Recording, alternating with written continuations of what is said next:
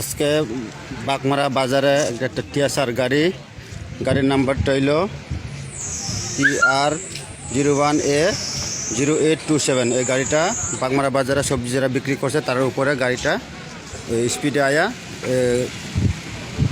দোকানের উপরে গাড়িটা উঠে গেছে। এই দেখুন আপনারা টিয়াসার গাড়িটা, এই যে দেখুন আপনারা কি অবস্থা করছে। টিয়াসার গাড়িটা পুরা নষ্ট করে দিয়েছে।